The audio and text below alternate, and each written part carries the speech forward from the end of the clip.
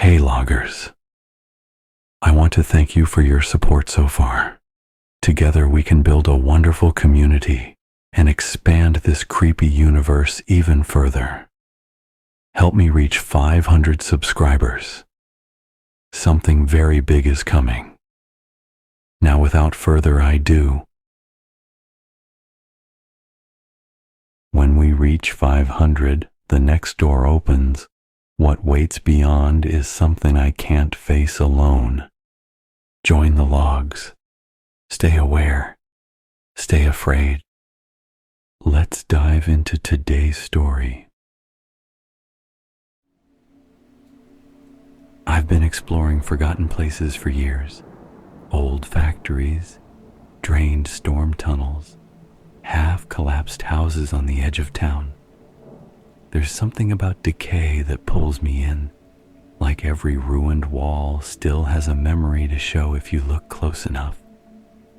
So when I stumbled across the hole, I knew I wasn't walking away. It was hidden in a patch of woods behind the industrial park, nothing more than a jagged crack in the earth where the ground had sunk. Concrete jutted out from the dirt, edges broken like the roof of some buried structure had finally given in. The hole was maybe 6 feet wide, dropping into darkness that my flashlight couldn't fully penetrate. When I leaned closer, the air that rose from it was cold and stale, carrying the faint smell of mold and something faintly chemical, like cleaning products left to sour. I set up my rope, tied it off to a tree, and lowered myself down. My boots hit tile after about 20 feet. I swung my light around and froze. I was standing in the middle of a shopping center. The place stretched out in every direction, rows of storefronts yawning open, mannequins frozen behind cracked glass, escalators caked with rust. A food court sprawled ahead, tables overturned, trays still scattered as though people had fled in the middle of lunch. And above it all, the ceiling was not sky but cracked concrete, streaked with leaking water that dripped steadily into puddles below. It was massive, larger than any mall I'd seen above ground. But it had been buried, forgotten. No entrances, no signs it had ever been demolished, just sealed away. I walked the concourse, my footsteps echoing sharp in the emptiness. Dust coated everything, thick enough to blur the lettering on the shop signs. Fashion World, Toy Galaxy. Their colors were faded, washed gray. My light played over posters peeling from the walls. Ads for movies that never came out. Brands I didn't recognize. It was like the place had been erased from memory. I wandered deeper. My heart raced in that way it always did when I found something untouched, something no one else had seen in decades. Every corner pulled me further in. Clothing racks collapsed under their own weight, arcade machines with screens smashed, escalators frozen mid-step. In the food court, I found a tray still set on a table, covered in mold but perfectly placed. A burger half wrapped in paper, fries gone stiff, a drink cup collapsed into itself. It didn't look like it had been abandoned slowly. It looked like everyone had just walked away at once. I should have left, but I wanted more. I headed down one of the side wings, the kind that usually led to anchor stores. My flashlight beam caught on something wet smeared along the tiles. Not dust this time. A dark streak dragged in a crooked line. I crouched, touched it, damp, fresh. I froze. The air shifted, cooler, heavier. My light flicked against the shop windows, and for a moment I swore I saw movement inside one of them. A mannequin maybe, but it hadn't been there before. Its head turned just slightly toward me. I laughed it off, the sound too loud in the empty space. My nerves were getting to me. Still, I kept moving. At the end of the wing stood the big department store. Its glass doors were shattered, shards glittering on the ground. I stepped through, shining my light over racks of clothing collapsed in heaps, shelves twisted and broken. The smell was stronger here. Mold, rot, wet wood, and underneath it, something sharper, metallic. In the center of the store was an escalator leading down. There shouldn't have been a down. My heart thudded as I leaned over the railing, shining my light into the depths. The escalator vanished into black. No reflection, no floor, just emptiness. And then I heard it. Footsteps, not mine. Slow, deliberate, dragging against the tile behind me.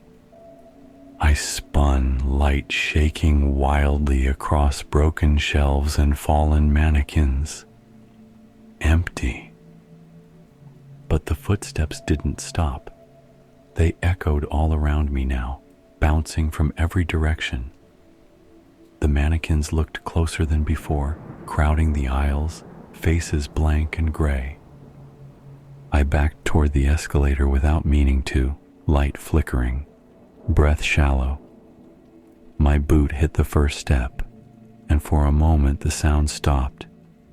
Then, from below, something laughed. Not loud, not manic, just a soft, broken laugh, repeated again and again, rising from the dark where no one should be. And my flashlight died. I slapped the flashlight, shaking it hard, but the beam didn't come back. The darkness was total, thick and crushing, the kind that feels alive, pressing against your eyes until you start to see shapes moving where there shouldn't be any. The laugh still echoed from below, slow and uneven, sometimes low, sometimes shrill, like it was being dragged out of a throat that had forgotten how to make the sound. I forced my breathing steady and reached for my phone, flicking on its flashlight. The weak cone of light spilled over the mannequins in front of me. They weren't where I'd last seen them. They were clustered at the store entrance now, shoulder to shoulder, blocking the way back. Their blank faces stared past me, but their bodies leaned just slightly in my direction, as if they were waiting. The laugh came again, louder this time, from the bottom of the escalator. I told myself I wouldn't go down, that I'd find another way out, pry open an emergency exit, climb up through one of the roof cracks, but the mannequins didn't move aside. I shined the light directly on them, half expecting to see seams of plastic, but their skin looked too real in places, smudged with dirt and something darker.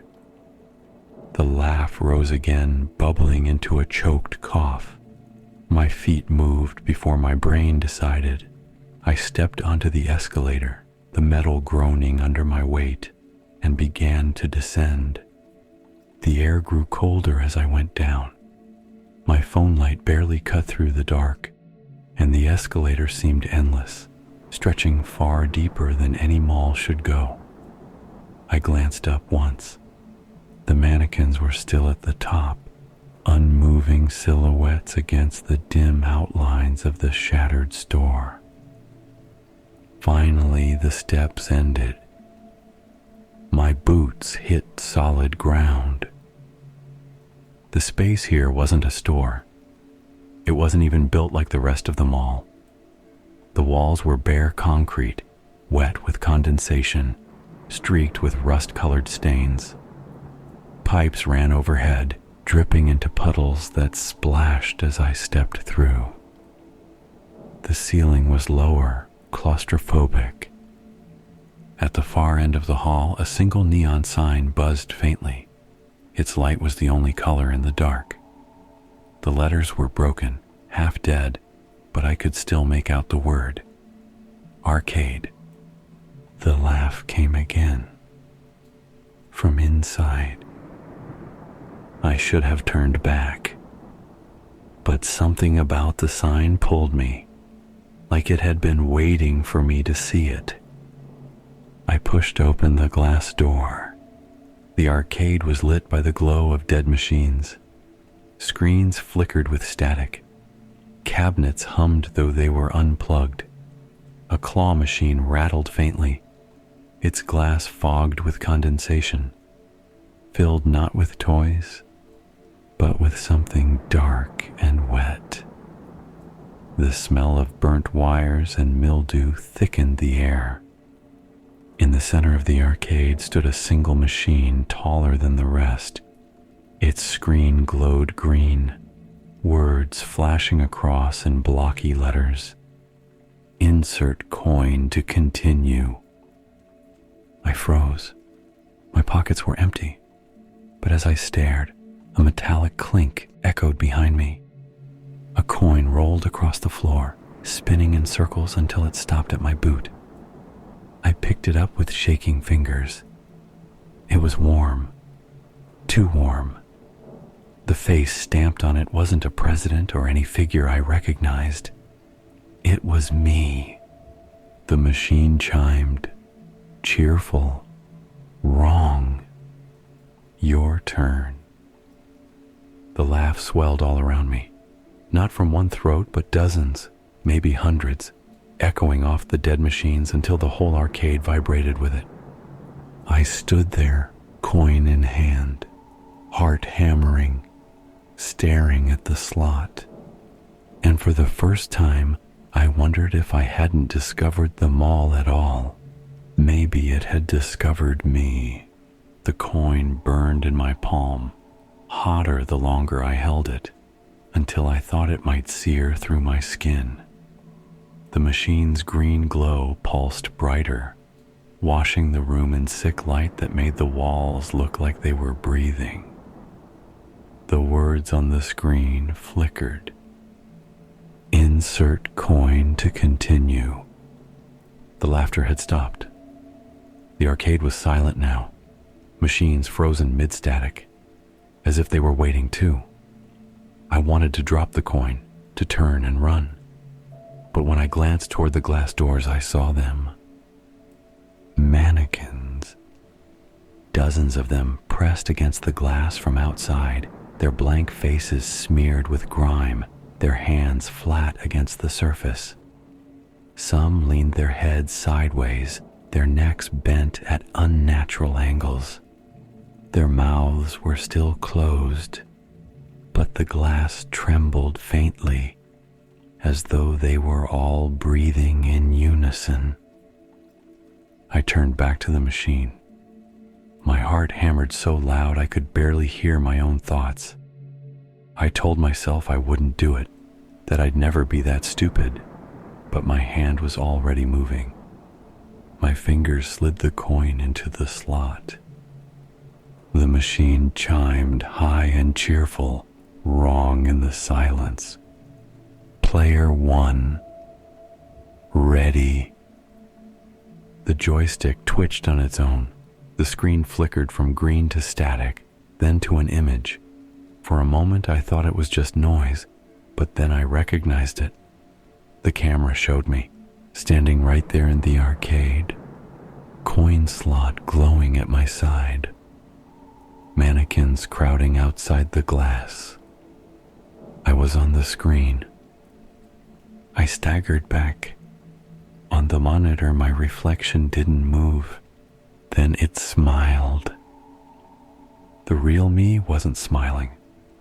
My lips were pressed thin, my breath ragged. But on the screen, my double grinned wide, teeth too sharp, eyes too black.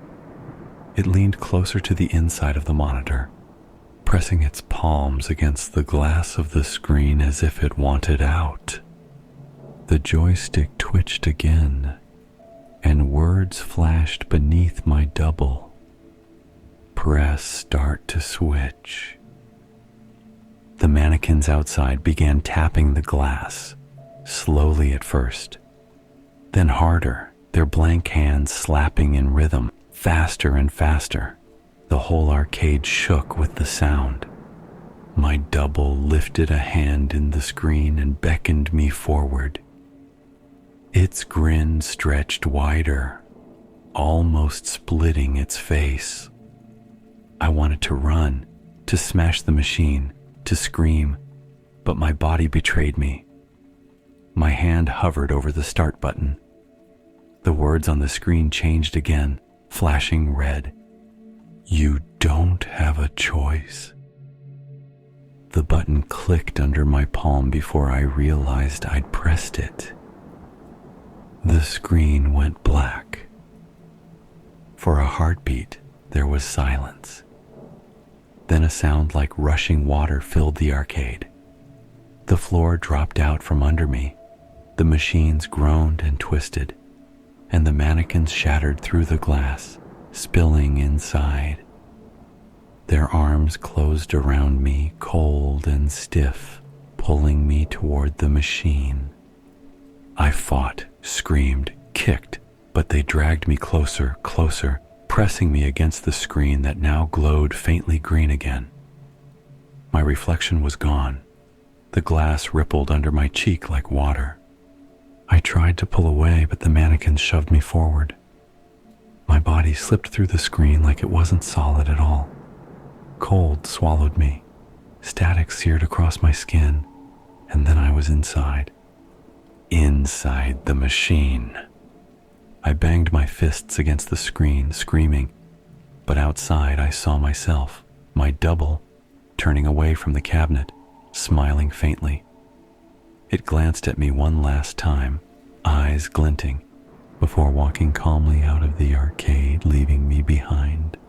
The mannequins turned too, following it, all in unison, shuffling into the dark halls of the mall. The arcade went silent. The screen flickered once more, words burning across it in red. Player 2, ready. And behind me, in the static, something